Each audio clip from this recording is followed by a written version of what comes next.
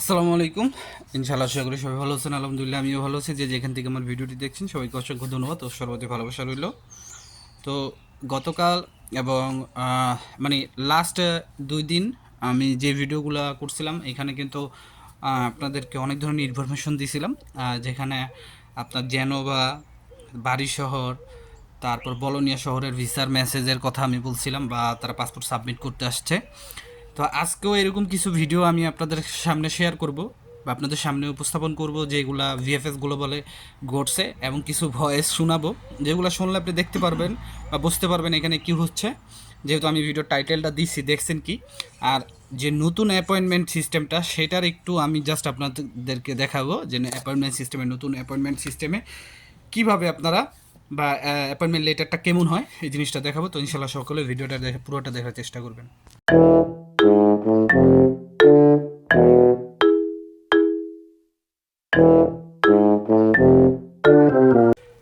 তো সব কিছুর জন্য আলহামদুলিল্লাহ। প্রথমে আমি আপনাদের যে জিনিসটা বলতে চাই যে এই যে আমি এখানে টাইটেলটা দিছি যে আপনারা যারা 2023 এবং 24-এর ফাইল জমা করছেন, এখানে যারা ভুক্তভোগী তারাই হয়তোবা যে কোনো একভাবে জানছে বা বুঝতে পারছে কিনা আমি জানি না। তারা এখানে অনেক স্লাইস ল্যাঙ্গুয়েজ ইউজ করতেছে খারাপ ভাষায়। তো তাদের বক্তব্য একটাই, মানে তারা কথা বলতেছে, যেই কথাগুলি বলতেছে সেখানে একটা জিনিসই তারা উল্লেখ করতেছে যে 23-24-এর কিছু সংখ্যক ফাইল এগুলো হচ্ছে ভিএফএস গ্লোবাল অ্যাম্বাসিতে জমা দেয় নাই। এগুলা ভিএফএস গ্লোবালেই মানে ফাইলে এগুলো আলমারিতে বা যেখানে হোক তারা রাখছে। তো আসলে এই জিনিসটা কতটুকু সত্য আমি জানি না, কারণ এরকমটা হওয়ার কথা না। কারণ ভিএফএস গ্লোবালের একটা রুলস আছে, তার একটা যে কোনো একটা সংস্থা একটা রুলস রেগুলেশনের মাধ্যমেই চলে। তো তাদের রুলসটা হচ্ছে 24 আওয়ার্সের ভিতরে তারা ফাইলটা ফরওয়ার্ড করে দেয়। এখন ফাইলটা ফরওয়ার্ড করে কি আপনার কাগজপত্র সহই ফরওয়ার্ড করে নাকি তারা অনলাইনের মাধ্যমে ফরওয়ার্ড করে এটা কিন্তু তারা উল্লেখ করে না।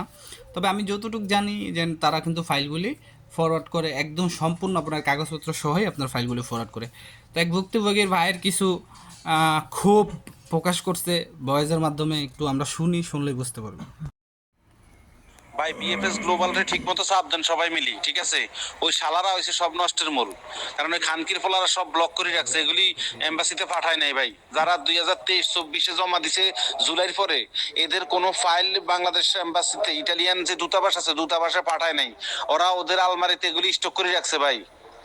শুধু ওই জমা নিয়ে টাকাগুলি মাইরা দিছে খানকির ফলারা, এছাড়া আর কোনো কাজ করতেছে না।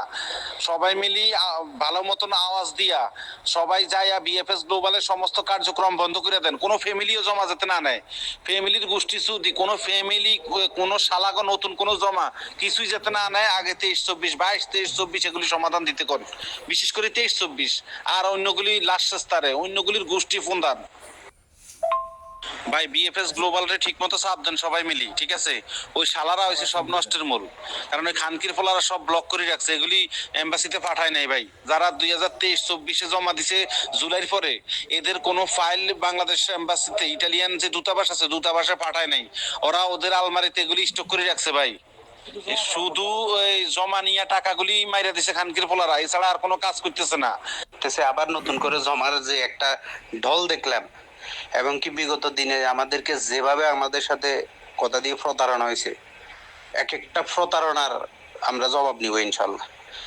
গ্রুপে এতদিন কোনোদিন আন্দোলনের কথা, কোনোদিন মানে সংগ্রামের কথা। তো এখানে তিনি কিছু হিন্দি বাংলা মিলাই কিছু কথা বলতেছিল। আসলে আপনার নিজের জন্য আপনি আরেকজনের ভিসার বন্ধ করে দেওয়ার এটার পক্ষে আমি না। কারণ আপনার জন্য আপনি আরেকজনের ক্ষতি কিন্তু চাইতে পারেন না। এখন তার বিষয়টা ইমার্জেন্সি, আর এখানে আমি ভিএফএস গ্লোবালের কোনো সমস্যা দেখি না। আপনারা বলতেছেন 100-500 ভিএফএস গ্লোবাল জমা এখন এম্বাসি থেকে না করুক ভিএফএস গ্লোবালকে, যেন আপনারা জমা নিয়েন না, তাহলে ভিএফএস গ্লোবাল কিন্তু জমা নিবে না।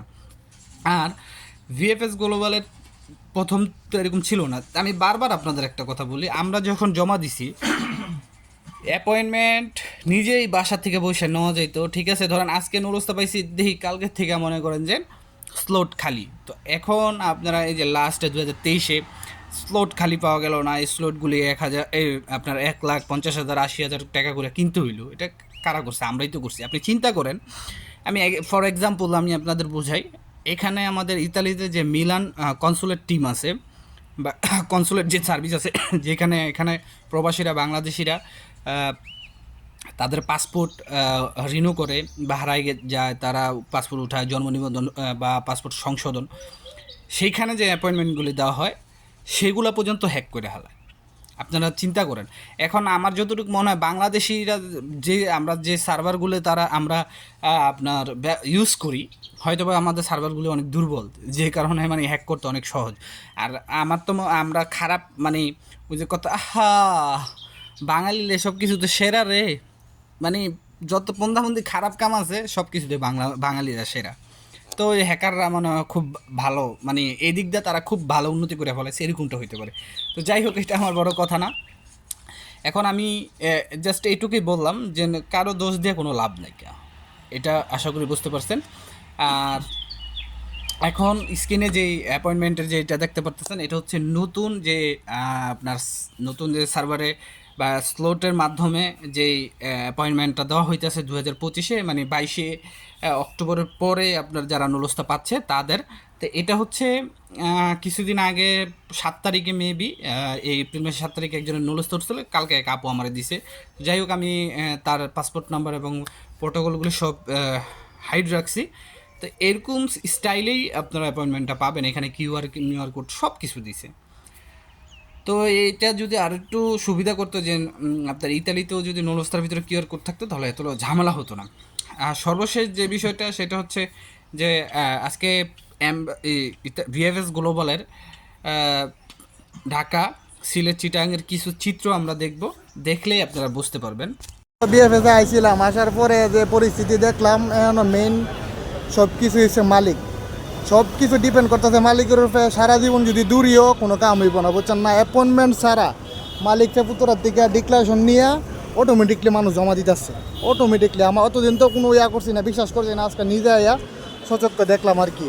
অনেক মানুষ জমা দিছে, প্রত্যেক দিনই ব্যাপার জমা দিতেছে। এই যে ইটালিয়ান এম্বাসি ভিএফএস, এখানে অনেকে আসছে, 1 থেকে 150 লোকের মতো লোক আসছে। কেউ জমা দিতে আসছে, বেশিরভাগই জমা দিতে আসছে। আর 5 থেকে 7 জন আমি শুনছি যে এরা সব রিটার্ন পাসপোর্ট আবার ডাক আসছে, তা আবার দিতে আসছে, জমা দিতে আসছে। ঠিক আছে, এই যে সিরিয়াল, লম্বা সিরিয়াল হয়ে গেছে, এসব সিরিয়াল হয়ে গেছে, লম্বা সিরিয়াল। ঠিক আছে, এখনো এম্বাসি, এখনো ভিএফএস খুলিনি, খুলবে একটু বাদেই। খোলার পরে এখনো লোক আসছে, অনিবার্য লোক আসতে আছে। ঠিক আছে, কিছুক্ষণ পর পর আপডেট দেবো ইনশাল্লাহ। সবাই ভালো থাকেন।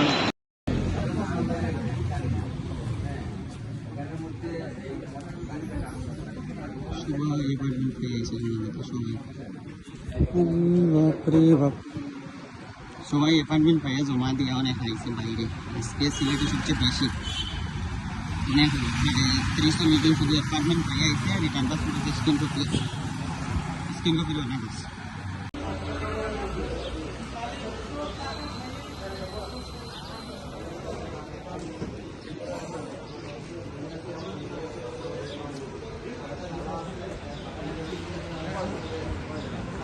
সিলেট বিএফএস গ্লোবালে আজকে সবচেয়ে থেকে বেশি জমা দেওয়ার মানুষ। রিটার্ন পাসপোর্ট আছে, স্ক্যান কপি আছে, অ্যাপার্টমেন্ট পাই গেছে, অনেকে জমাও দিচ্ছে, দিতেও গেছে।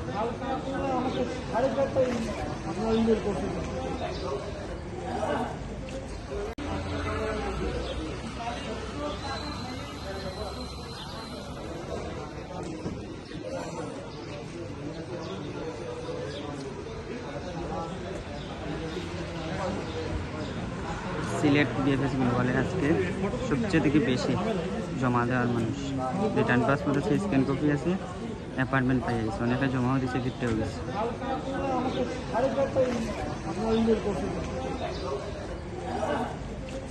তা আপনারা দেখছেন এখানে আর আমার কিছু বলার নাই। এখানে যারা ছিল উপস্থিত ছিল স্বয়ং সেখানে ইনস্ট্যান্টলি তারাই তাদের কমেন্টসগুলি করছে। তো এখানে আমি আর কিছু বলতে চাই না। তো আজকের মধ্যে এখানে সবাই ভালো থাকবেন, সুস্থ থাকবেন, সকলের জন্য দোয়া রইল। আসসালামু আলাইকুম, আল্লাহ হাফেজ।